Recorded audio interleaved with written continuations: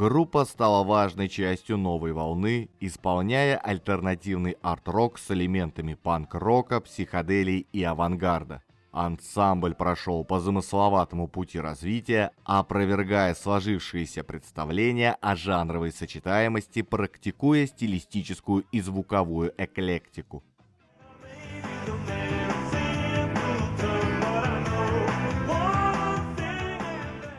Свою первую гитару Энди Партридж украл из местного молодежного клуба. Кто побудил юношу из хорошей семьи вступить на преступный путь? Ответ очевиден. Телевидение.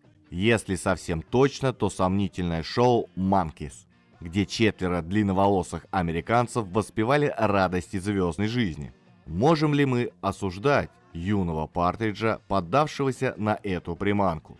Пожалуй, что нет, поскольку вся старая добрая Англия словно рехнулась на этой почве в конце 60-х. Энди кое-как вызубрил аккорды, на которых строились хиты Monkeys, и стал покупать другие пластинки. Он был не одинок в этих пристрастиях. Барабанщик Терри Чемберс, гитарист Стив Филлипс и бас-гитарист Колин Моудинг играют вместе с ним. Записанные демо-пленки рассылаются направо и налево, но никто не бежит к молодым бездельникам с раскрытой чековой книжкой.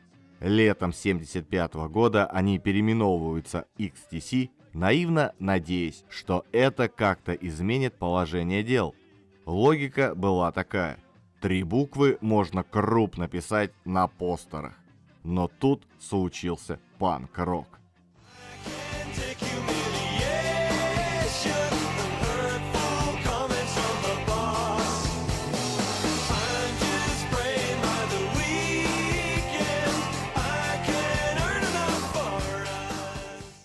Это было даже хуже, чем Monkeys. Агрессивные подростки с гитарами разрушали британскую культуру с попустительства властей и под одобрительные хлопки жаждущих прибыли дельцов шоу-бизнеса.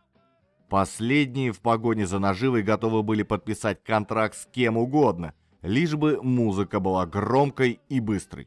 Вы спросите, при чем здесь XTC? При том, что в 1977 году группа формально считается частью британского панка.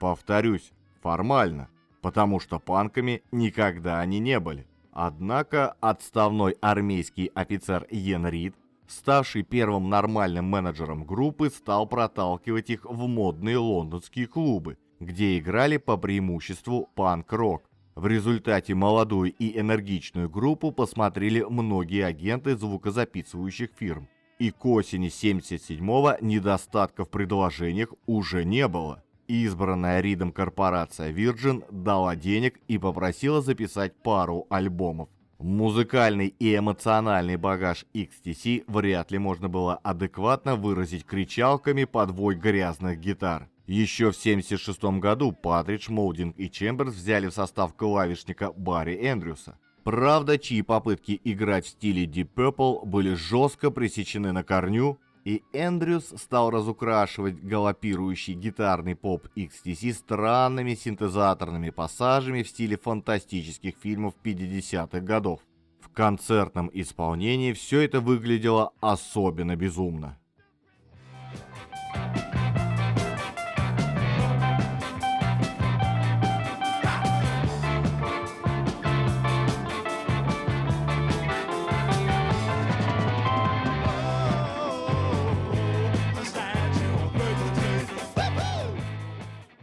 Первый сингл вышел в октябре 1977 года. Полноценный альбом последовал в январе 1978. К этому времени становится понятной клановая принадлежность XTC. Это новая волна. Это Элвис Костелло или американцы Talking Heads, ведь именно в паре с Talking Heads XTC впервые отправляются в большое клубное турне по Европе и Штатам. С Talking Heads тогда тесно сотрудничает Брайан Ино, и Партридж просит его продюсировать их второй альбом. Ино, послушав XTC, отказывается. Вам, ребята, вообще не нужен продюсер. Продюсер нужен тем, у кого проблемы с идеями. У вас такой проблемы нет.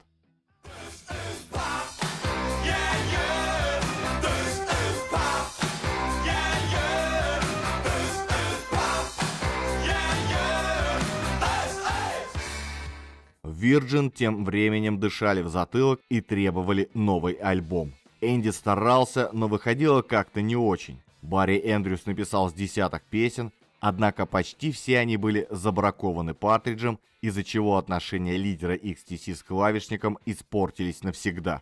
Страшная месть Эндрюса заключалась в том, что он приглашал выпить всех, кроме лидера группы. Альбом они записали, но это был классический случай синдрома второго альбома. Хотя в аранжировках чувствуется желание сотворить нечто экстраординарное. Экстраординарной оказалась обложка альбома. Черный квадрат был весь покрыт текстом примерно следующего содержания. Это обложка пластинки. Этот текст – дизайн обложки пластинки. Дизайн нужен, чтобы помочь продать пластинку. Мы надеемся, что привлекли ваше внимание и вы захотите купить данную пластинку.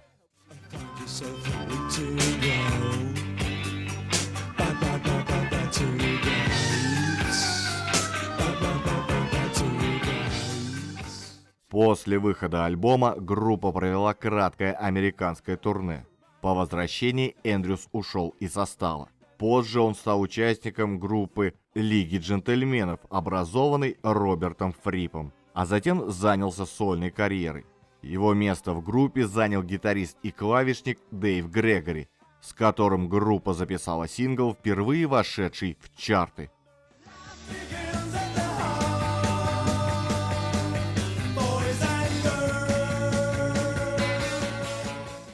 В процессе записи третьего альбома родилась новая модель группы. Новый продюсер Стив Лиллиуайт сделал звук более объемным, в том числе за счет внятных барабанов и перкуссий. Колин Моудинг, всегда имевший пару-тройку своих вещей на альбоме, вдруг взял и написал отличную песню, где мощный мелодический хук сопутствовал язвительному социальному содержанию. Virgin сделали ее синглом, и тот немедленно привел XTC в топ-20. В воздухе запахло успехом, и XTC перемещаются из клубов в большие залы.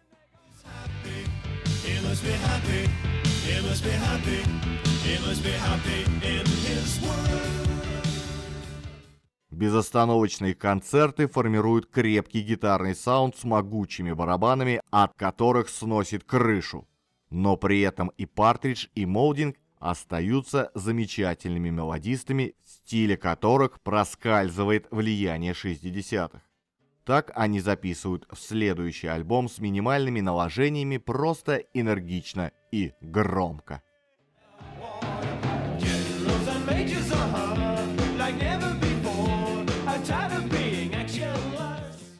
Но через некоторое время Партридж устал от гастролей и от такой музыки. Он написал материал, требовавший вдумчивой и долгой студийной работы с использованием разнообразных клавишных, перкуссии и акустических гитар. То, что из этого получилось, стало, пожалуй, вершиной творчества XTC. 30 песен, из которых был составлен двойной альбом 1982 года. Он получил хорошую прессу и отлично продавался. Однако проблема состояла в другом. Теперь весь этот замечательно аранжированный материал надо было адекватно исполнять на концертах. Во-первых, это было невозможно. Во-вторых, Энди Партридж возненавидел концерты вообще. В-третьих, он стал сходить с ума.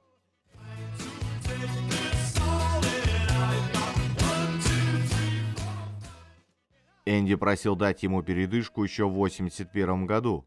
Но менеджмент, лейбл, да и остальная группа не прислушались к его просьбе. Турне 1982 года с самого начала оказалось катастрофой. Энди стал бояться публики. У него темнело перед глазами, он бросал гитару и убегал со сцены и даже падал в обморок. После серии сеансов терапевтического гипноза Партридж слегка пришел в себя и отправился с группой в США, где прежние симптомы душевного нездоровья проявились еще с большей силой. Энди испытывал натуральную физическую боль от пребывания на сцене, которая стала для него адом на земле. Турне было отменено, и XTC вернулись в Англию. Истощенный и измученный Партридж пообещал, что больше никогда не будет играть концерты. И это не было рекламным трюком. Терри Чемберс оценил ситуацию и понял, что ему нечего делать в группе, которая не играет концерты. XTC стали трио. Больной талант Энди Партриджа, между тем, проявил себя в цикле умиротворенных песен, которые Энди написал, сидя в глубине своего сада, и которые сам он воспринимал как терапию.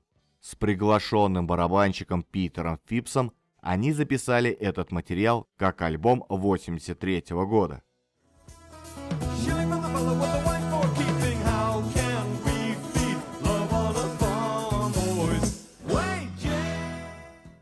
Тут возникли проблемы.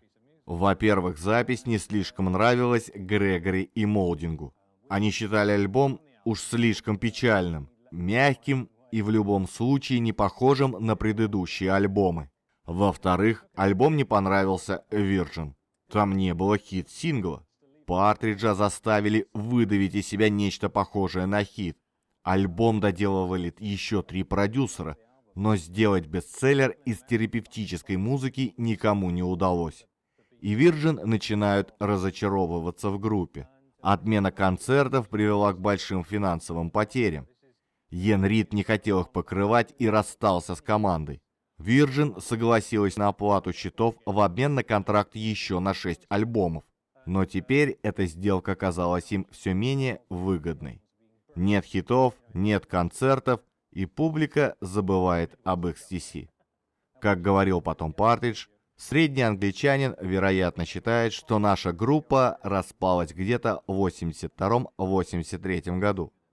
Понемногу придя в себя и наладив отношения с внешним миром, Партридж решил вернуться к более традиционному звучанию в альбоме 1984 года. Вот только этот альбом уже был никому не нужен.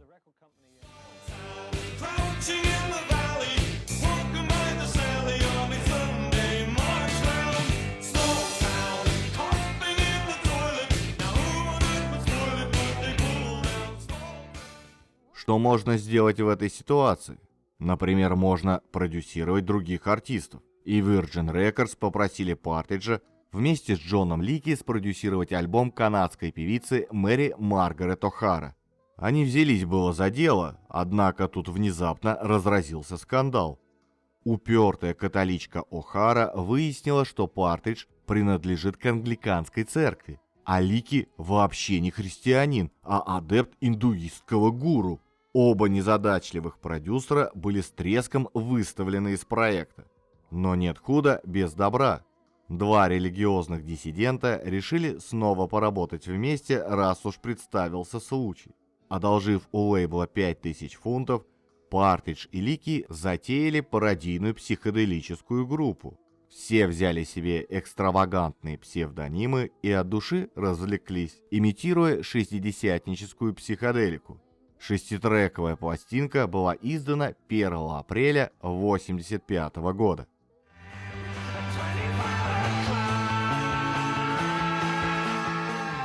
Но шутку не поняли. Люди воспринимали ее весьма серьезно, и обозленный Партридж вскоре узнал, что тираж легкомысленной пародии превысил тираж его альбома. Было отчего возненавидеть слушателей. Было отчего возненавидеть и бывшего менеджера. Тот судился с Virgin, и на время разбирательства все потиражные выплаты были заморожены. XTC жили на копейки с радиоэфиров и во всем зависели от своего лейбла. И когда же лейбл решил, что группа должна записать очередной альбом в США, Партридж, Молдинг и Грегори согласились. Так, весной 1986 года XTC оказываются в Нью-Йорке. Им предстоит работать с Тодом Рангреном, легендарным музыкантом и продюсером, который работал со Sparks, Патти Смит, Grand Funk Railroad и еще миллион разных артистов. В своем студийном комплексе Рангрен был богом. Он был пугающе профессионален. Получив демозаписи от группы, он немедленно придумал концепцию альбома, оформление, название и порядок треков. Он придумал все. Столкнувшись с таким монстром, Партридж пришел в ужас. К столкновению амбиций и самомнений двух музыкантов добавились и ревность. Из предложенных к записи треков Рангрен отобрал все песни Молдинга, но забраковал половину материала Партриджа. Партридж стал срывать злость на Молдинге, и тот едва не сбежал из группы. Не дождавшись финального микса пластинки, XTC улетают в Англию. Когда Рангрен присылает им свой вариант, Партридж приходит в ужас и требует переделки. Рангрен переделывает, но по-своему. И так до бесконечности. Но то, что получилось в результате этих мучительных сессий, напоминавших сеансы садомазохизма пополам с военными действиями, было абсолютной художественной и коммерческой удачей. Альбом 1986 года провел полгода в американских чартах и был продан тиражом в 250 000 экземпляров. Злодей Рангрен создал в этом альбоме новый саунд XTC. Пасторально-психоделический звук, очаровавший тысячи американских студентов. Группа звучала на колледж-станциях по всей стране. Причем совершенно невообразимой популярность стала пользоваться песня «Dear God», которую Партридж убрал с альбома как слабую, а лейбл беспокоился из-за откровенно атеистического содержания песни, и место ей нашлось лишь на би-сайде.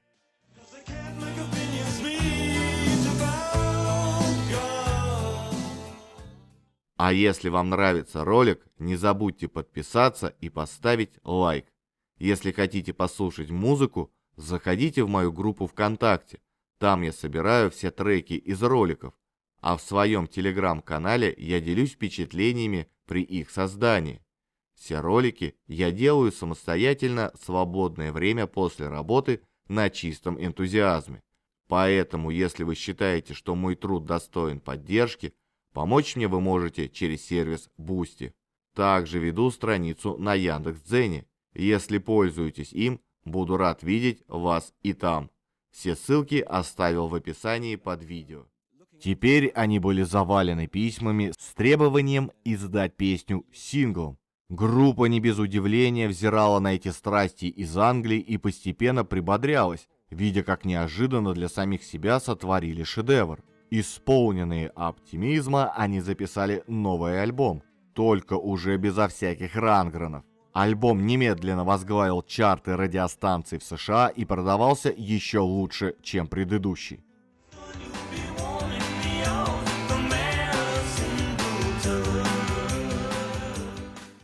Но это был еще не предел.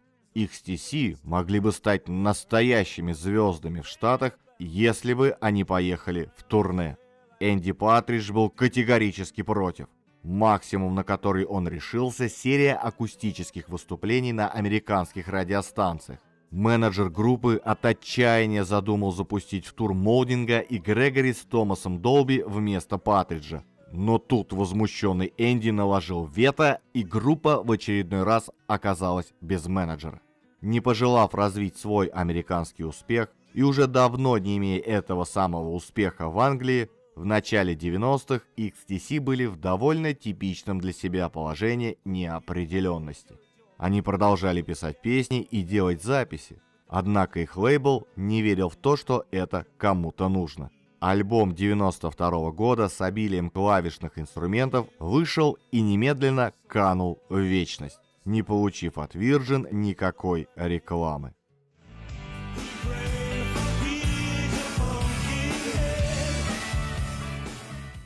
Лейблу вообще было не до этого. Фирму продали концерну EMI. Начались увольнения и сокращения бюджета. Группа с тревогой наблюдала за этими процессами. Их контракт не разрывали. Они были чем-то вроде почетных пенсионеров после 25-летнего сотрудничества с Virgin. Но Партридж поставил ультиматум. Или меняем условия старого контракта и выводим группу из постоянных долгов, или разрываем контракт. Virgin не устраивало ни то, ни другое. «Тогда мы не будем писать для вас музыку», — сказал Партридж. Так началась забастовка XTC. Молдинг и Грегори подрабатывали как сессионные музыканты, Партридж эпизодически участвовал в каких-то проектах.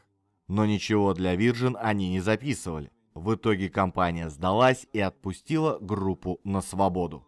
Покинув Virgin, Партридж настоял на проверке финансовых документов группы. И выяснилось, что записывающая компания недоплатила музыкантам значительные суммы гонораров. После того, как конфликт был улажен, музыканты получили наличность, в которой так нуждались. Партридж и Моудинг использовали эти деньги для обустройства хорошо оснащенных студий и с этого момента стали работать каждый у себя дома. В конце концов, они основали собственный лейбл и занялись амбициозным релизом – сборником вещей, записывавшихся в период конфликта с Virgin. Первоначально группа планировала выпустить двойной альбом, разделенный на акустическую и электрическую стороны. Финансовые соображения, однако, вынудили XTC выпустить первую часть прежде, чем была закончена вторая. Альбом получил высокие оценки, а журнал Mojo вывел его на 7-е место в списке лучших альбомов 1999 года.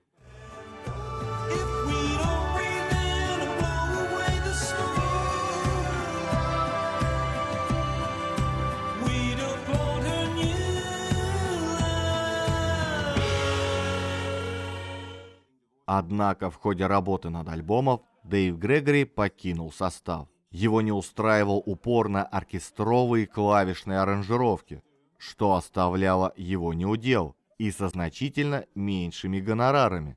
Позже Партридж заявил, что они с Моудингом в любом случае собирались уволить Грегори из-за его угрюмости в студии и неспособности аранжировать песни самостоятельно. И это возмутило фанатов группы, которые считали вклад Грегори в музыку группы огромным.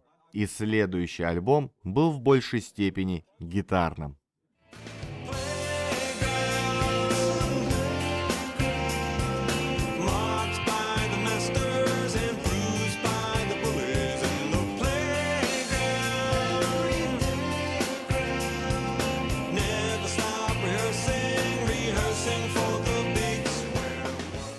Поскольку в общий сборник вошли 2 новых трека, появились слухи о возможном воссоединении группы. Но в ноябре 2006 года Партридж в нескольких интервью заявил, что Моудинг утратил всякий интерес к музыке и даже вообще перестал ее слушать, а сам он не видит будущего для XTC без Моудинга и потому о группе предпочитает говорить в прошедшем времени. Тем не менее, многие их поклонники едины во мнении, что XTC – великая потерянная группа. Американские поклонники не расстанутся с мнением, что XTC – лучшая группа 80-х. Журнал Rolling Stone поместил их альбом в список 100 лучших альбомов 80-х. Но, к сожалению, это останется мнением меньшинства.